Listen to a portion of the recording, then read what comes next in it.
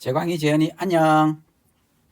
자, 우리는 지난 장 31장에서 야곱이 이 외삼촌 라반과 이렇게 결별하는 그런 과정을 읽었었잖아, 그지? 외삼촌과 함께 있는 20년은 아브라함에게는 힘든 시간이기도 했고 또 뭐 좋은 시간이기도 했지. 좋다는 의미는 4명의 아내를 통해서 12명의 자식을 얻는, 결국은 이 12명의 자식을 통해서 이스라엘 12지파를 완성하시는 하나님의 큰 그림이지, 그지? 이 12지파라는 건 결국 이 구약의 12 하나님의 백성들을 예표하는 심벌이고, 또 신약의 12사도 제자들을 통한 총 24.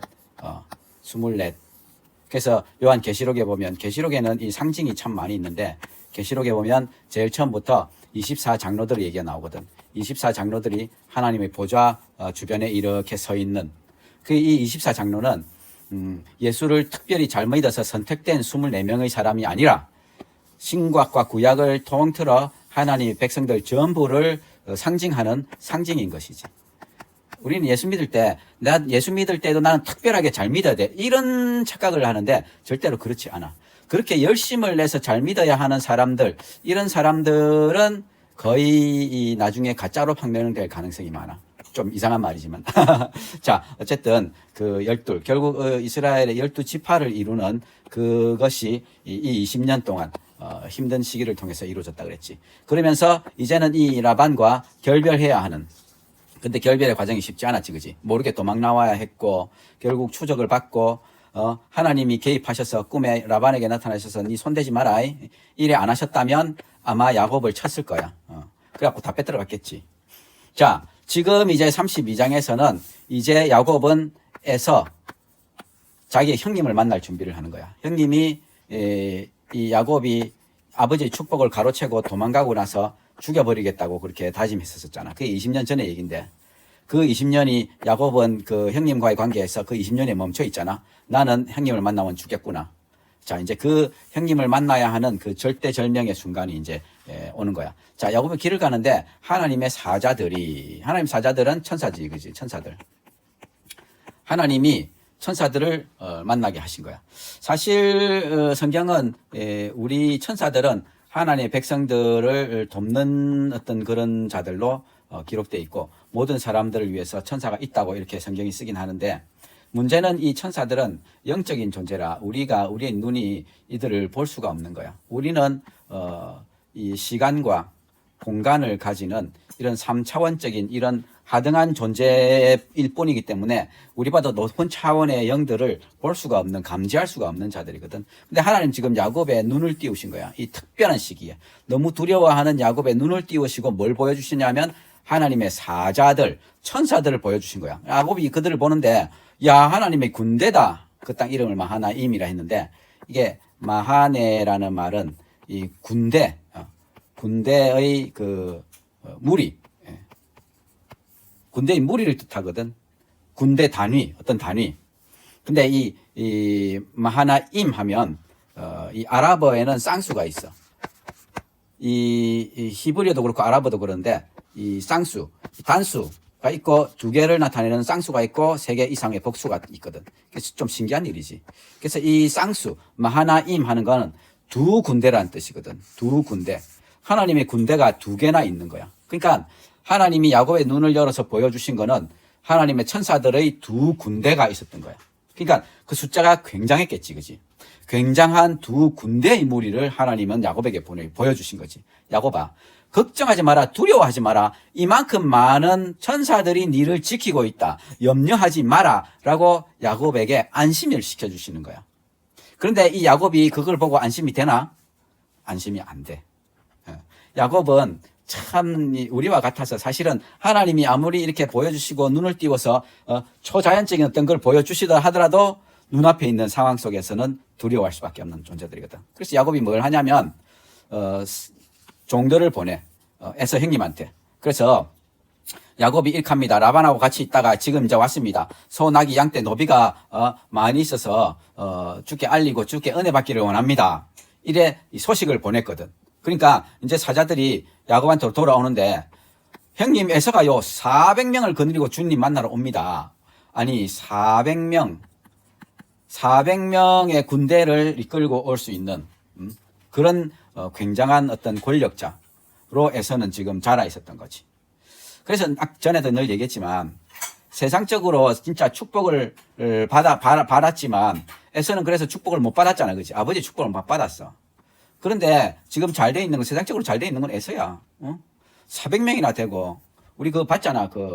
인디아나 존스 내가 사진 보여줬잖아. 거기를 페트라라고 그랬지. 페트라.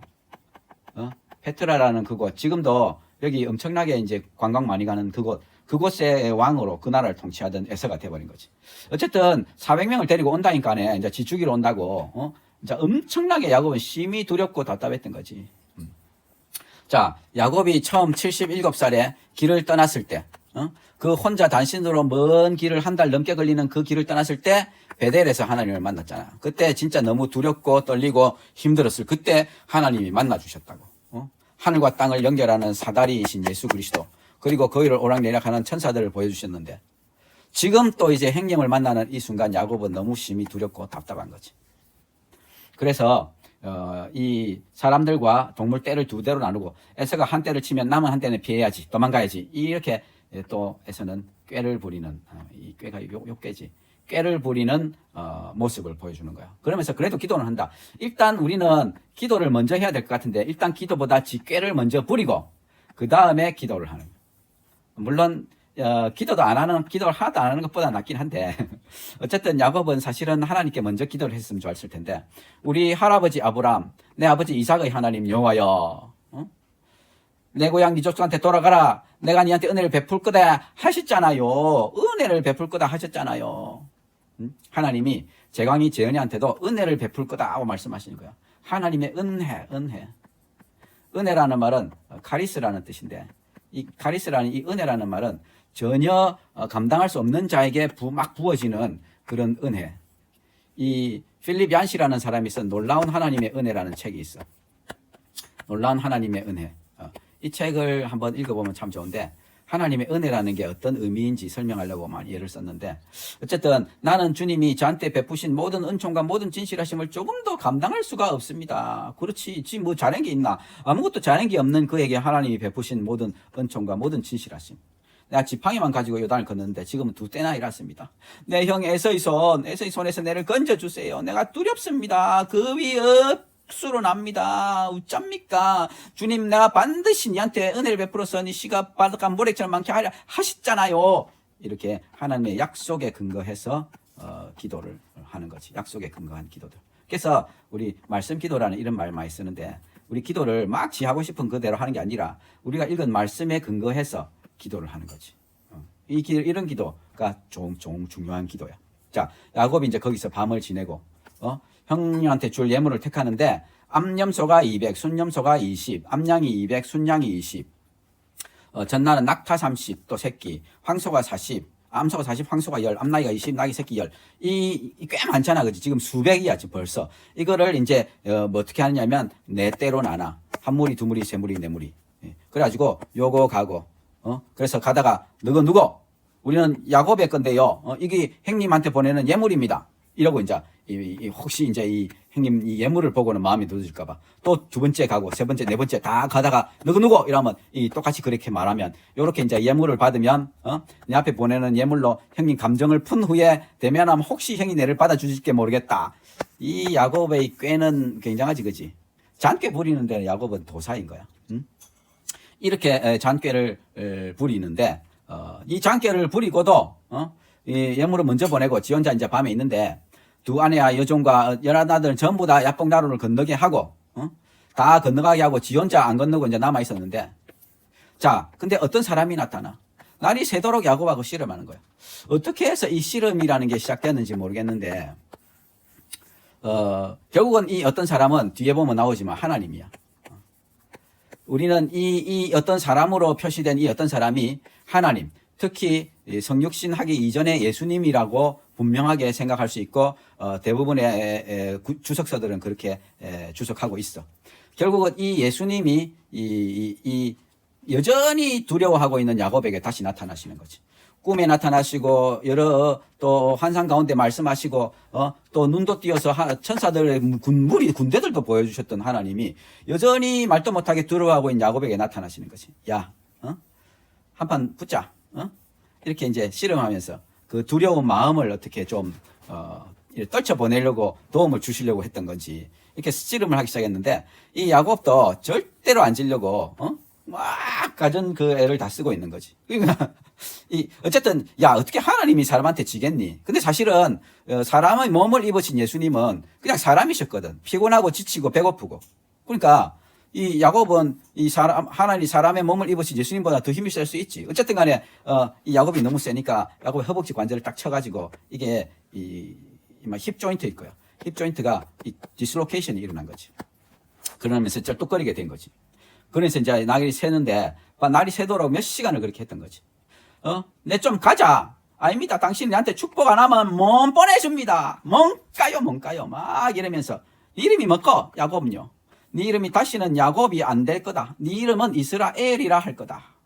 네가 하나님 사람과 겨루어 이겼다 이가. 이렇게 이제 이스라엘이라는 이름 뜻을 번역을 했는데 그런 뜻은 아니야. 이 야곱이라는 이름 뜻은 뒤꿈치라는 이런 뜻이거든. 뒤꿈치를 잡는다, 이긴다는 자 속인다는 그런 뜻이거든. 그게 야곱의 이름이라는 뜻이 뒤꿈치고 또 속인다는 그런 뜻을 가진 이름인 거야. 이 이름을 사람 이름을 어떻게 그렇게 짓겠니, 그지? 근데 그렇게 지었어. 왜냐하면 형님 뒤꿈치를 딱 잡고 이렇게 태어났었거든. 그래서 그렇게 이름을 지었던 거지. 그런데 그런 삶을 지금까지 살아왔잖아, 그지? 그런데 아니, 네 이름은 이제 이스라엘이야. 이스라엘이란 말은 우리 임마누엘, 이 엘은 하나님이거든. 임하면 함께라는 뜻이고, 누 하면 우리란 뜻인데, 우리와 함께 하나님, 우리와 함께 하신다. 이게 임마누엘이고, 또 이스마엘, 엘은 하나님, 이스마, 이게 이제 사마, 이게 듣는다라는 그런 뜻이거든. 그러니까 이 하나님이 들으신다 이런 뜻이거든. 그러니까 이런 식으로 이스라엘은 하나님이 뭐 하신다 이런 뜻이겠잖아, 그렇지? 근데 이제 이 사라 하는 말은 예스라 하면 이게 싸운다는 뜻이야.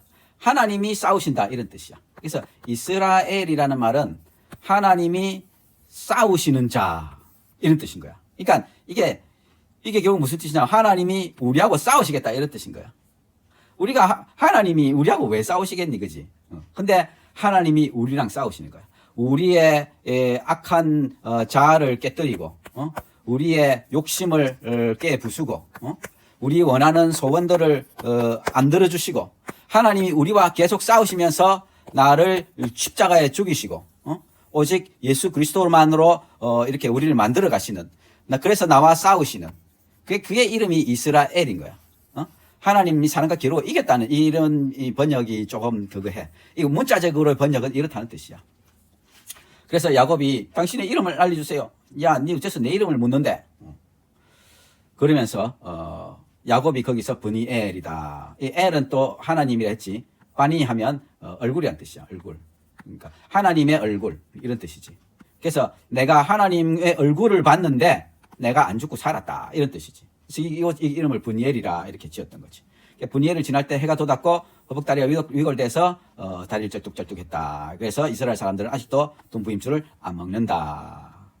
자, 어쨌든 이 진짜 이 절대절명의 위기의 순간에 하나님께서 여러 다양한 방법으로 야곱을 위로하시고 인내하시면서 야곱을 이렇게 persuade 설득하시고 만들어 가시는 그 이름조차도 이스라엘이라. 속이는 너 말고 내가 네하고 싸울 것이다.